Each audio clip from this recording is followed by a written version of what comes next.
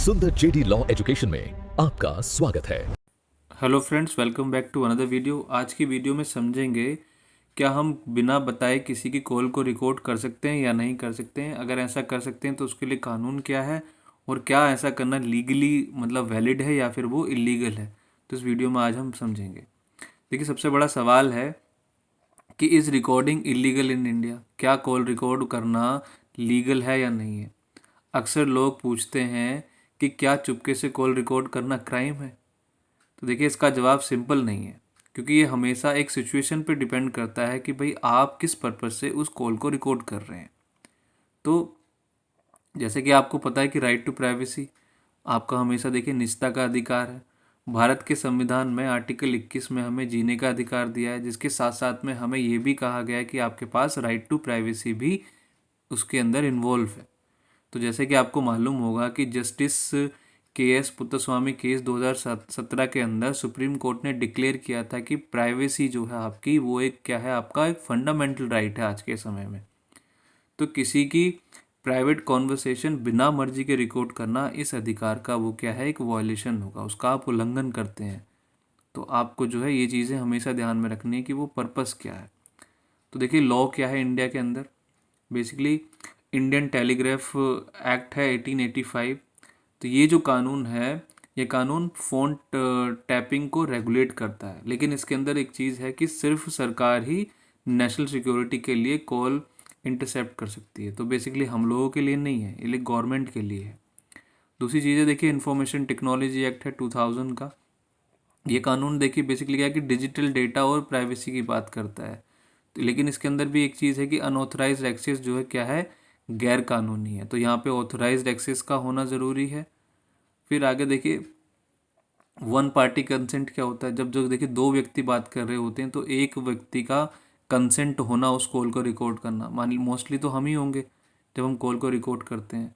तो ये कॉन्सेप्ट क्या है, देखिए अगर कॉल पर मौजूद दो लोगों में से एक जो रिकॉर्ड कर रहा है राजी है तो इसे वन पार्टी कंसेंट कहते हैं। तो हमेशा तो यही सिचुएशन रहेगी कि जब आप मतलब कॉल को रिकॉर्ड कर रहे हैं तो आपकी तो अपनी मर्जी है, तो मतलब आपने तो कंसेंट उसको दिया है, तो इसको कहते हैं वन पार्टी कंसेंट।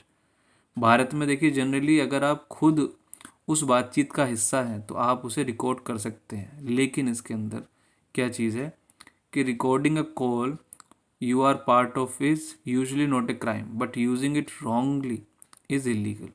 अगर आप किसी कॉन्वर्सेशन का, किसी बातचीत का आप खुद से हिस्सा हैं और उसको आप रिकॉर्ड कर रहे हैं और सही पर्पज़ के लिए कर रहे हैं तो कोई दिक्कत नहीं है। मतलब हो सकता है आपको कोई वो गलत बातें कह रहा है तो उसको रिकॉर्ड करके एज एन एविडेंस आप कोर्ट में दे सकते हैं, लेकिन आप उसको उस बात को लेकर किसी को डिफेम करना है, बदनाम करना है, तो वो क्या है, गलत तरीका है। अपने बचाव के लिए बिल्कुल आप कर सकते हैं। और दूसरा होता है देखिए टू पार्टी कंसेंट।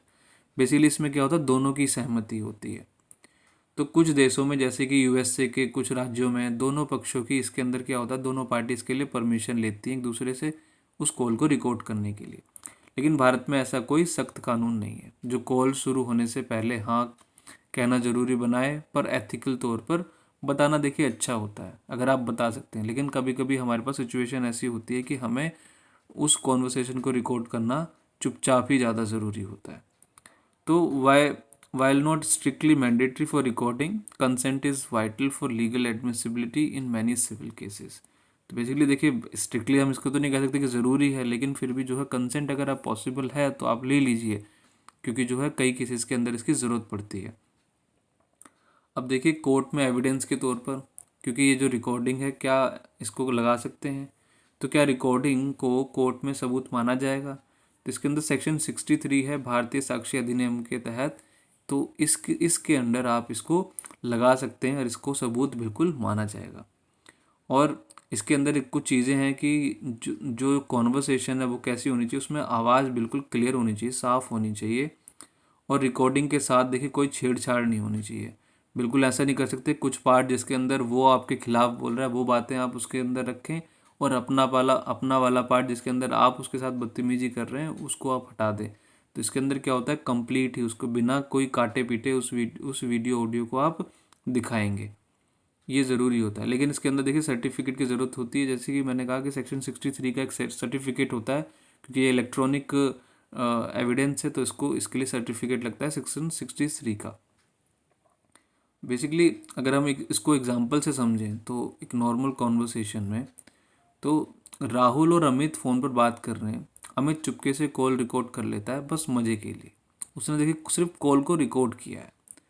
तो इसका लीगल स्टेटस क्या है? तो ये देखिए कोई क्रिमिनल ऑफेंस तो नहीं है, क्योंकि अमित ने कोई जेल जाने वाला काम नहीं किया जब तक वह इसे लीक ना करे। उसको मतलब मान लीजिए यूट्यूब पे अपलोड कर दिया, लोगों के साथ शेयर करना शुरू कर दिया बिना मतलब के, तो तब तो इसको हम कह सकते हैं कि उसने कोई क्राइम किया है। अब देखिए दूसरी चीज़ है, दूसरा एग्जाम्पल है थ्रेटनिंग कॉल, मतलब धमकी वाली कॉल आई है। एक गुंडा देखिए फ़ोन पर धमकी दे रहा है, आप उसे बिना बताए रिकॉर्ड कर लेते हैं। तो ऐसी सिचुएशन में इसका लीगल स्टेटस क्या होगा? देखिए बिल्कुल सही है, आप ऐसा कर सकते हैं, ये बिल्कुल कानूनी तौर पे बिल्कुल लीगल है।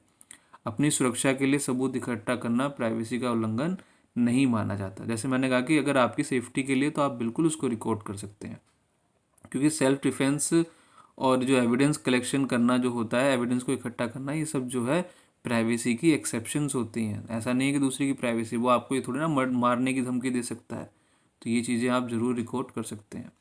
अब देखिए फैमिली डिस्प्यूट, तो आप हमेशा देखोगा मियाँ बीवी वाले केसेस के अंदर, तो शादीशुदा झगड़ों में पति या पत्नी अक्सर एक दूसरे को रिकॉर्ड करते हैं। तो कोर्ट ने कई मामलों में कहा है कि लाइफ पार्टनर की प्राइवेसी भी जरूरी है। बिना मर्जी के रिकॉर्डिंग को क्रुएलिटी या प्राइवेसी का हनन माना जा सकता है। तो इसमें courts are strict about spousal privacy unless there is a grave need for evidence. लेकिन देखिए इसके अंदर भी एक चीज़ ज़रूर है कि मतलब कोई आपके साथ में क्रुएलिटी कर रहा है तो उसको तो आप रिकॉर्ड कर ही सकते हैं, तब तो कोई दिक्कत नहीं है। लेकिन किसी तरीके से बदनाम करना उनकी चीज़ों को, जो प्राइवेट कॉन्वर्सेशन है, ठीक है, जिसमें आपके लिए ऐसी कोई गलत चीज़ नहीं है, तो उन चीज़ों को आप नहीं प्राइवेट कर सकते, मतलब उनको नहीं रिवील कर सकते। लेकिन अगर वो आपको किसी तरह की धमकियाँ गाली गलौज कर रही हैं तो वो तो देखिए फिर तो वो तो कहीं ना कहीं आपके लिए ही वो बदतमीजी है, तब तो आप उसको ज़रूर रिकॉर्ड कर सकते हैं, वो बिल्कुल कोर्ट में वैलिड है।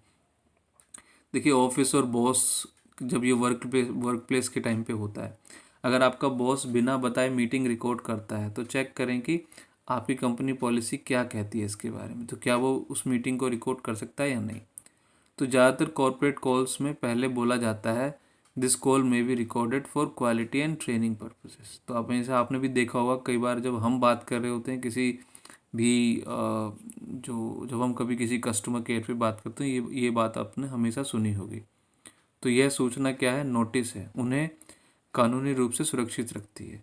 तो ये बात कह देना क्या होता है? ये सेफ्टी होती है, क्योंकि आप कॉल काट सकते हैं उसी टाइम पे।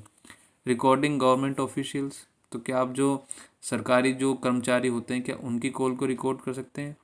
क्या आप इसमें किसी पुलिस वाले या सरकारी बाबू की बात को रिकॉर्ड कर सकते हैं? यस, अगर वो ड्यूटी पर है और आप भ्रष्टाचार करप्शन पर सबूत जुटा रहे हैं, तो ऐसी सिचुएशन में बिल्कुल आप कर सकते हैं, इसमें कोई गलत नहीं है, कोई पुलिस वाला आपको रोकेगा नहीं। लेकिन उनकी पर्सनल लाइफ में बिल्कुल देखिए ताक झांक ना करें, तो ये बिल्कुल गलत है। तो ऐसा नहीं करना है, सिर्फ उनकी जब ड्यूटी होती है उस टाइम पर बिल्कुल कर सकते हैं। देखिए मिसयूज़, रिकॉर्डिंग का गलत इस्तेमाल करना, तो ये क्या है? डेंजर है। यूजिंग रिकॉर्डिंग फॉर ब्लैकमेल, आपने क्या करा, उस कॉल को रिकॉर्ड कर लिया, उसको ब्लैकमेल करने लगे। आप तो दिखाना चाहते हैं कि उस व्यक्ति ने कोई क्राइम किया है, लेकिन आप भी खुद एक क्राइम कर रहे हैं। तो ये क्या है? आप इसके लिए बिल्कुल आपको बिल्कुल सज़ा मिलेगी। अगर आप रिकॉर्डिंग का इस्तेमाल किसी को ब्लैकमेल करने या सोशल मीडिया पर बदनाम करने के लिए करते हैं तो आपको इसमें जेल हो सकती है, और डेफेमेशन में आपको कंपनसेशन भी देनी पड़ सकती है। उस व्यक्ति की रेपुटेशन हो सकती है कि करोड़ों तक की, तो आपको करोड़ों रुपए का जो चपत लग सकती है। तो डेफेमेशन जो है और क्रिमिनल इंटिमिडेशन क्या है? ये सीरियस चार्जेस होते हैं बीएनएस के अंदर। और डेफेमेशन तो क्रिमिनल तो है ही है, साथ साथ में आपको देखो सज़ा तो मिलेगी, आपको पैसे भी देने पड़ते हैं उसकी जो रेपुटेशन को ख़राब करने के लिए। अब देखिए टैग पॉलिसी जो है, कंपनी के नियम क्या हैं इसके अंदर। आजकल जो है एंड्रॉयड और आईफोन में कॉल रिकॉर्डिंग बटन दबाते ही आवाज़ आती है, this call is now being recorded. तो ये आपने हमेशा देखा होगा। तो कंपनियां खुद को मुकदमों से बचाने के लिए मैंडेटरी अनाउंसमेंट फीचर दे रही हैं। इसे बाईपास करना मुश्किल और रिस्की है। तो ये बात हमने देखा ही होगा, आप तो इस बात को समझते ही हैं। तब देखिए सिविल केसेस के अंदर और क्रिमिनल केसेस के अंदर इसको समझ लेते हैं कॉल रिकॉर्डिंग का। तो क्रिमिनल में देखिए पुलिस केस में सबूत के तौर पर रिकॉर्डिंग को ज़्यादा तवज्जो वेटेज दी जाती है, क्योंकि कई बार क्या होता है उससे क्राइम रिवील होता है, क्राइम सामने आता है, तो उसमें जो है बिल्कुल कोई दिक्कत नहीं है। और सिविल में देखिए प्रॉपर्टी या पैसों के झगड़े में कोर्ट प्राइवेसी का हवाला देकर रिकॉर्डिंग को खारिज कर सकता है। लेकिन अगर कहीं पे बिल्कुल सिंपल सी बात आ रही कि भाई वो लेन देन की बात हो रही है, सिर्फ इतनी सी चीज़ है, तो बिल्कुल कोर्ट उसको मानता है। और बहुत सारी चीज़ें होती हैं, गाली गलौच वगैरह थोड़ी बहुत, तो मतलब प्राइवेसी जितनी तक है वहाँ तक तो चलो ठीक है, बट फिर भी जो है अगर आपका जो है पैसा है तो उसमें तो कोई दिक्कत नहीं है, तो सिविल में भी वो काफ़ी हद तक वैलिड है। अब देखिए थर्ड पार्टी, जो तीसरा व्यक्ति, मान लीजिए अगर आप उन दो लोगों में से नहीं है जो बात कर रहे हैं। अब ऐसा होता है कि मैं और मेरा दोस्त बात कर रहे हैं, तो मैं रिकॉर्ड कर रहा हूँ या फिर मेरा दोस्त रिकॉर्ड कर रहा है, तो हम दोनों ही कॉन्वर्सेशन में है, तब तो हम दोनों कर सकते हैं एक दूसरे की कॉल रिकॉर्ड। लेकिन हम अब इसमें क्या सिचुएशन है कि जो है बात कोई दो और लोग कर रहे हैं और मैं उसमें तीसरा व्यक्ति होकर उसमें रिकॉर्ड कर रहा हूँ, तो ये क्या चीज़ है, ये इलीगल है।